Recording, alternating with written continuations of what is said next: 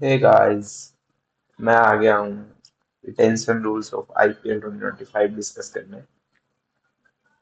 तो चलो one by one discuss करते हैं, क्योंकि काफी लोगों को कंफ्यूजन है कि यार कितने रिटेन कर सकते हैं, तो टोटल कितना फर्स्ट रिटेंशन में जाएगा, कितने इंडियन कैप प्लेयर्स रिटेन कर सकते हैं, कितने ओवरसीज, कितने अनकैप, क्या एमएस धोनी आईपीएल 2025 में रिटेन हो पाएंगे। सबसे बड़ी बात तो ये है, और क्या वो खेलेंगे कि नहीं खेलेंगे।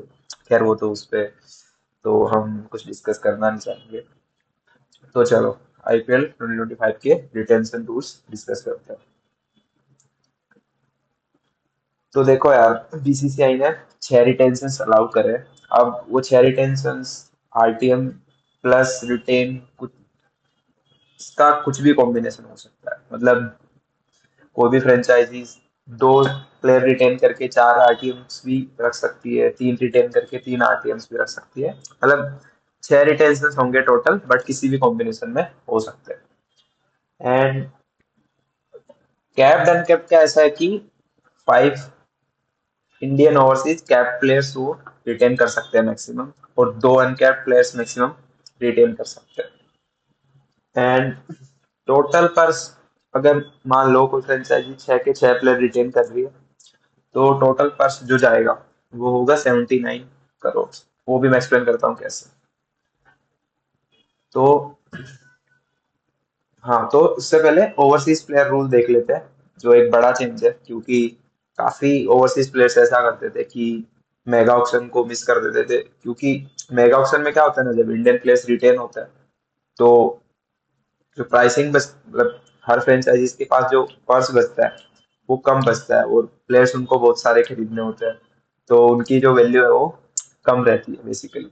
तो वो क्या करते हैं, मेगा ऑक्शन में रजिस्टर ही नहीं करते। और जब मिनी ऑक्शन में डिमांड सप्लाई जब चेंज हो जाती है, मतलब डिमांड ज्यादा है, सप्लाई कुछ ही प्लेयर्स है, तो वो, जैसे हमने पिछली बार देखा कि मिचेल स्टार्क 24 करोड़ में गया, पेट कमिंस 20 करोड़ में गया। लेकिन अगर यही प्लेयर्स मेगा ऑक्शन में आते हैं, तो 10-12 करोड़ के ही बिकेंगे। क्योंकि पूरी टीम बनानी है, सिर्फ 5 प्लेयर उन्होंने रिटेन करे, उसके बाद उनको 20 प्लेयर पूरे बनाने 40 करोड़ में।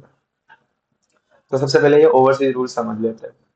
ओवरसीज रूल ये है कि सबसे पहली बात तो ये है कि ओवरसीज कोई भी प्लेयर है उसको मेगा ऑप्शन के लिए रजिस्टर करना ही पड़ेगा। नहीं तो वो आगे आने वाले जो सब्सिक्वेंट मिनी ऑप्शन है उनमें वो रजिस्टर कर ही नहीं पाएगा, barring any injury injury concerns. और वो इंजरी कंसर्न्स बीसीसीआई जो है वो रेस्पेक्टिव प्लेयर के बोर्ड के साथ डिस्कस करेगा कि क्या उस प्लेयर को इंजरी थी कि नहीं।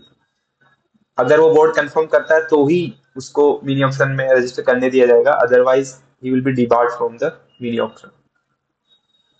और प्राइस पे भी कैप लगा दिया है। प्राइस का ऐसा है कि मान लो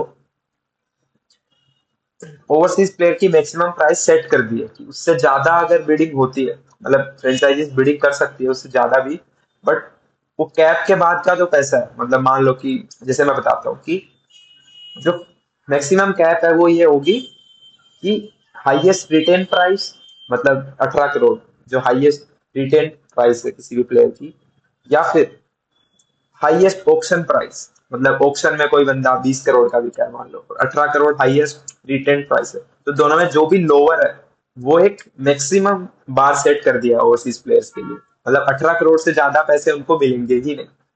तो अगर मान लो 18 करोड़ से ज्यादा भी अगर बिडिंग होती है, मान लो किसी प्लेयर की 22 करोड़ तक बिडिंग पहुंच गई है, तो वो जो 4 करोड़ है, और जो भी मतलब हाईएस्ट ओवरसीज प्लेयर के लिए जो प्राइस बीसीसीआई ने डिसाइड करी है, minimum of highest retain price और हाईएस्ट ऑप्शन प्राइस, तो जो डिफरेंस है वो बीसीसीआई को जाएगा, वो प्लेयर को नहीं जाएगा।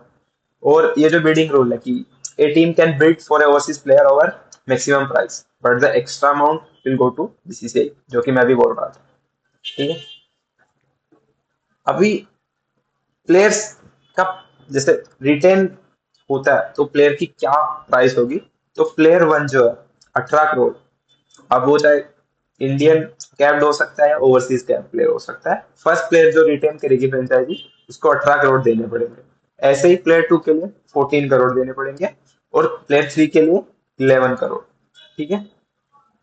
अब क्या हुआ है कि प्लेयर फोर जो है, अब तक जो आईपीएल मॉक्स मेगा ऑप्शंस होते थे उनमें रिटेंशन ऐसा होता था कि डिक्रीजिंग ऑर्डर में, कि जैसे पिछली बार का मैं बताऊं कि 16, 12, 10, 8, 6 ऐसे।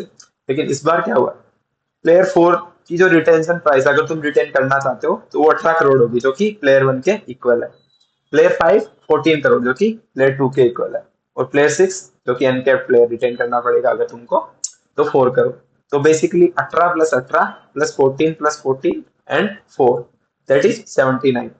तो बेसिकली फ्रेंचाइजीज को ऑप्शन दिया है कि तुम 6 प्लेयर रिटेन करना चाहते हो, जैसे KKR के ओनर शाहरुख खान ने भी बोला था कि हमने जो कोर बनाया है, तो हम नहीं चाहते कि मेगा ऑप्शन हो, हम अपने कोर को रिटेन करना चाहते हैं।